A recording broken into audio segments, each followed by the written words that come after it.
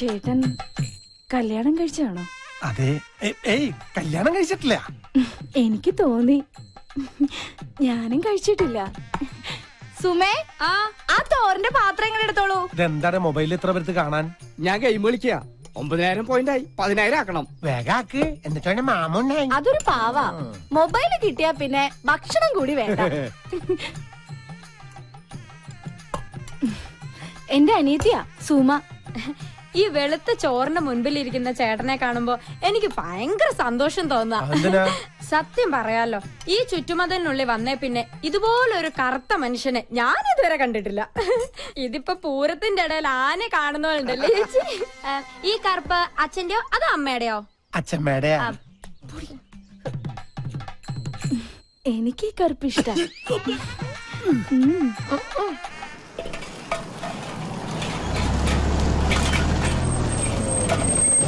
Good morning. Good morning. ഞാൻ കരുതി മിന്നുമോളായിരിക്കുന്നു. കൃത്യസമയത്ത് തന്നെ പണികൾ തീരും. നടക്കും സർ. മണലിലൊക്കെ ഇപ്പൊ എന്താ? ഇതാണോ പുതിയ മെറ്റീരിയൽസ്? അതെ സർ, എല്ലാം ഹൈ ക്വാളിറ്റി.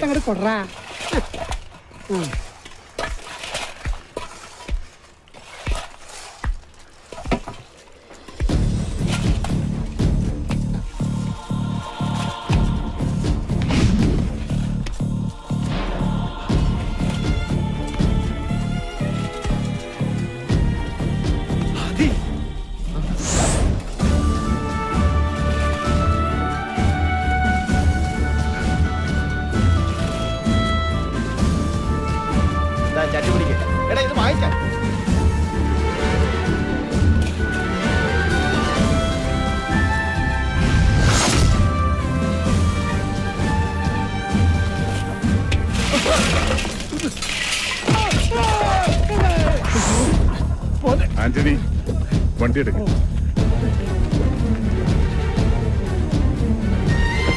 എവിടെ നോക്കിയിട്ടാണ് പണിയെടുക്കുന്നത്? അവിടുത്തെ മനുഷ്യർ ഇവനൊക്കെ പിടിച്ച് പണി കൊടുത്ത്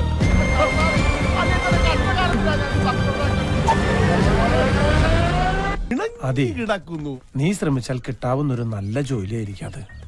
മിന്ന് ഗ്രൂപ്പിൽ മാനേജർ ആവാനുള്ള എല്ലാ യോഗ്യതകളും നിനക്കുണ്ട്. പറഞ്ഞു വരുമ്പോൾ നീയും പാതി രാജരക്തത്തിൽ പിറന്നവനല്ലേ? ഹൈ, ഏതെങ്കിലും ഒരു കോവിലകത്തിന്റെ പേരങ്ങോട്ട് പറഞ്ഞേക്കണം. നിന്റെ മുഖത്ത് നോക്കിയാ നീ രാജകുടുംബത്തിലല്ലെന്ന് ആരും പറയില്ല. അപ്പൻ എന്തൊക്കെയാ പറയണേ? അപ്പം പറയണ ശരി. ദൈവം സഹായിച്ച് എന്റെ നിറവും കോലവും നിനക്ക് കിട്ടാതെ പോയത് നന്നായി. വേണ്ടപ്പാ, അപ്പന്റെ മോനാണെന്ന് അറിഞ്ഞിട്ട് കിട്ടുന്ന ജോലി മതി എനിക്ക്. ആദ്യം നമ്മളാരെയും ചതിക്കാനല്ലല്ലോ പോണത്. നമ്മളെല്ലാം എല്ലാരും തോൽപ്പിച്ചത്. അപ്പന് പഴയ ആദ്യമോനെ തിരിച്ചു വേണം. വാചകം അടിച്ച അപ്പനെ വരച്ച വരയിൽ നിർത്തണ ആദ്യമോനെ. വർമ്മ സാറിനോട് ഞാൻ സംസാരിച്ച് ശരിയാക്കാം. പക്ഷേ തീരുമാനമെടുക്കേണ്ടത് മിന്നുമോളാ. അത് വല്ലാത്തൊരു അവതാര. അവളെ വീഴ്ത്തേണ്ടത് നിന്റെ ഉത്തരവാദിത്ത. അപ്പൻ എന്നെ വഴി തെറ്റിച്ച് അടങ്ങുള്ളല്ലേ? വഴിയാധാരമായ നമ്മുടെ ജീവിതം നമുക്ക് തിരിച്ചു പിടിക്കണ്ടടാ മോനെ. ഇത് എന്റെ ഭാര്യ പറ്റി അനാവശ്യം പറഞ്ഞാൽ ഒട്ടുകാലം തല്ലി ഓടിക്കും ഞാൻ. അനാവശ്യമല്ല ചേട്ടാ, കൈരേഖ കള്ളം പറയില്ല. ഒന്നിൽ കൂടുതൽ പുരുഷന്മാരുമായി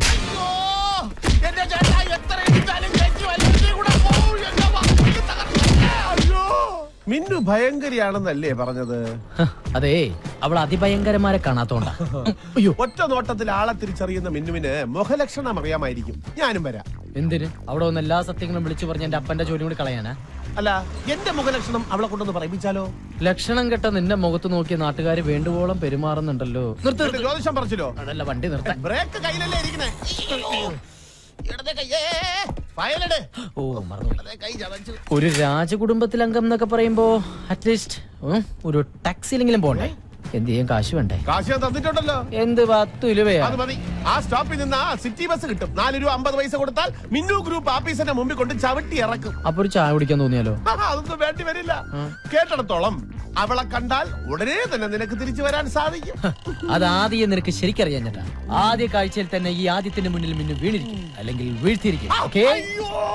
ഓട്ടോ എവിടെ പോവാനാ? ഒന്ന് ക്രോസ് ചെയ്യാനാ. ഒന്ന് പോടാ.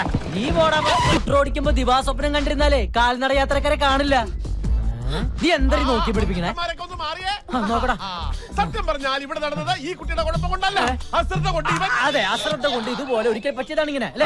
കുട്ടിയുടെ നെറ്റിന്ന് ചോര വരുന്നുണ്ടല്ലോ. ചോര വരുന്നുണ്ടോ? എങ്കിൽ സമാധാനം. എനിക്ക് ഉള്ളിലാ പരിക്ക്. ഞാൻ തലയടിച്ചാ വീണത്. ഒരു ഹോൾ ബോഡി ചെക്കപ്പ് വേണ്ടി വരും. എന്ന് വേണ്ടെന്ന് വെച്ചാ ചെയ്യാം. എനിക്കൊന്ന് പെട്ടെന്ന് പോണം. അങ്ങനെ പെട്ടെന്നൊന്നും പോകാൻ പറ്റില്ല. പോലീസ് വരട്ടെ, കേസാക്കാം. അല്ലെങ്കിൽ എനിക്കൊരു തല സ്കാൻ ചെയ്യണം.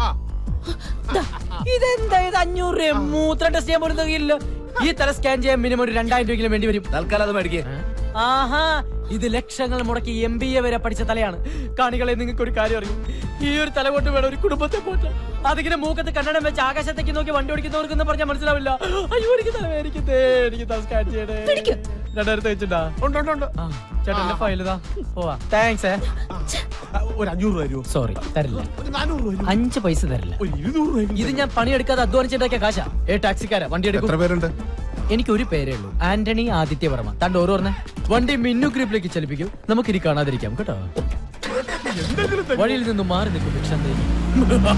സമയം തെളിഞ്ഞെന്ന് തോന്നുന്നു. ഡ്രൈവർ, വണ്ടി ഒന്ന് സ്തംഭിപ്പിക്കൂ. ഇത് അപകടം പറ്റിയ കുട്ടിയല്ലേ? ഹായ് അപകട കുട്ടി. ശോ, എത്ര പെട്ടെന്ന് 2000 റുപ്പീസ് കയ്യിൽ വന്നത്. ടെക്നോളജിയുടെ ഒരു പോക്കെ. അപ്പോ വീണ്ടും സന്ധിക്കും വരെ വണക്കം.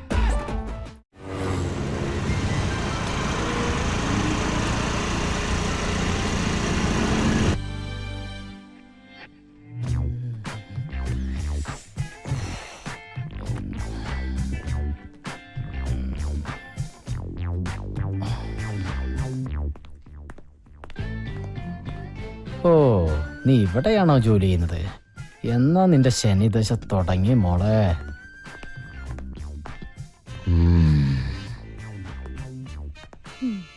അതെ, നിക്ക്.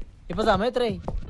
കൃത്യനിഷ്ഠ, സമർപ്പണം, ആത്മാർത്ഥത, ഈ വക സ്വഭാവ ഗുണങ്ങൾ വാങ്ങുന്ന ശമ്പളത്തോട് കാണിക്കണം. അല്ലെങ്കിൽ കിട്ടുന്ന ശമ്പളം നാട്ടുകാർക്ക് സ്കാനിങ്ങിനും എക്സ്റേക്ക് കൊടുക്കാനേ കാണൂ. മൂക്കിലൊരു കണ്ണട വെച്ചത് കൊണ്ട് മാത്രം ഇവിടെ ഒരു പെണ്ണും ഇന്ദിരാഗാന്ധി ആയിട്ടില്ല.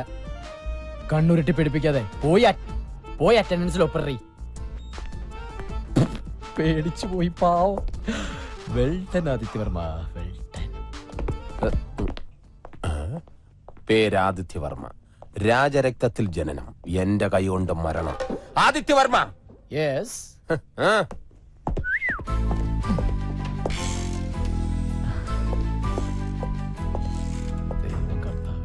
Madam, good morning.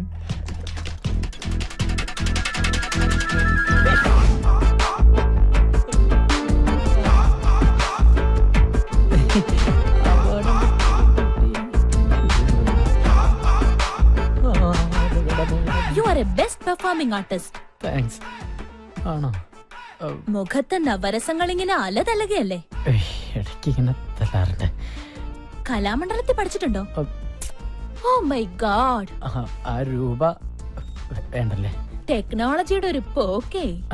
ആളറിയാതെ പറ്റിയതാ. ഇരിക്കാനല്ലേ പറഞ്ഞേ? ആ സർട്ടിഫിക്കറ്റ്സ് ഇങ്ങ് തരൂ. എല്ലാ സർട്ടിഫിക്കറ്റ്സും ഉണ്ട്. നിനക്കെന്താടാ വല്ല മൂൽ ഇങ്ങനെ മിന്നുമോളെ എല്ലാ സർട്ടിഫിക്കറ്റും ഉണ്ടാ നോക്ക്. സപ്രത്തിന് വേറെന്തോ പറയാൻ വന്നാണ്, ഞാൻ പെട്ടെന്ന് മറന്നുപോയി. വേണ്ടായിരുന്നു. ഇതിനകത്ത് സ്കാനിംഗ് റിപ്പോർട്ട് ഇല്ലല്ലോ. സ്കാനിംഗ് റിപ്പോർട്ടോ? ഇവിടെ ജോലി ചെയ്യണമെങ്കിൽ ഹോൾ ബോഡി സ്കാനിംഗ് റിപ്പോർട്ട് നിർബന്ധം. അത് മാത്രം പോരാ, നീ രാജരക്തത്തിൽ പിറന്നാണോന്ന് അറിയാൻ വേണ്ടിട്ട് രക്തം, കഫം, മലം, മൂത്ര എല്ലാം എനിക്ക് ടേസ്റ്റ് ചെയ്യണം. ഇല്ലേ മിന്നു? എത്രയും പെട്ടെന്ന് സ്കാനിംഗ് റിപ്പോർട്ട് കൊണ്ടുവരും. ഇത് മിന്നുവിന്റെ പുതിയ തീരുമാനമാണ്. ഇതറിയാതെ പലരും ഇവിടെ ജോലി ചെയ്യുന്നുണ്ട്. ഞാൻ ശരിയാക്കി തരാം. മാഡം, ആളറിയാതെ പറ്റിപ്പോയ അബദ്ധത്തിന് ക്ഷമ ചോദിക്കുന്നു. അതിനുള്ള ശിക്ഷയാണ് ഈ സ്കാനിംഗ് എങ്കിൽ ഞാൻ ചെയ്തിട്ട് വരാം. പക്ഷേ ഈ വേക്കൻസിയിൽ എന്നെ തന്നെ പരിഗണിക്കണം. ഇയാൾ അധികം സംസാരിക്കണ്ട, പോയി സ്കാനിംഗ് റിപ്പോർട്ടുമായി വാ. എന്നിട്ട് തീരുമാനിക്കാം എന്ത് വേണമെന്ന്. ആദിത്യവർമ്മ, ഒരു ടൈ കെട്ടിയത് കൊണ്ട് മാത്രം ഒരാണും പണ്ഡിറ്റ് ജവഹർലാൽ നെഹ്റു ആവില്ല. ചെല്ല്.